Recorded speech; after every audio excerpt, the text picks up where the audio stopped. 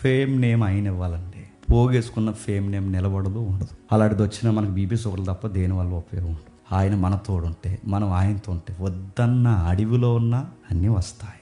చాలామంది టెక్స్ట్ నుంచి చెప్తారు, ఇదిగో సొసైటీలో మనం క్లాసిక్ మెసెంజర్గా మనం వెళ్ళిపోవాలంటే ఆ గొప్ప సంఘాన్ని మనం కట్టండి. బ్రదర్ డ్రెస్ ఇలా ఉండకూడదు బ్రదర్, ఎలా ఉండాలంట.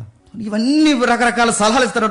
ఇన్సర్ట్లు చేస్తే సేవ చేసేస్తామా, సూట్లు వేసేస్తే సేవ చేసేస్తామా, మెలోడీ మాట్లాడితే సేవ చేసేస్తామా. కొంతమంది చెప్తారు ఎండింగ్ ఎలా ఉండాలంటే ఎలా ఉండాలి, అదోలా మాట్లాడాలంట. అదోలా అంటే కుమారుడా నువ్వు సౌలువా దావీదువా చెప్పుము అనగానే ఆడు చెప్పడాడు చెప్తాడు. ఆడు సౌలు కన్నా డేంజర్ ఆడు చెప్తాడా? ఈ జనరేషన్కి తొలపాల్సిందే.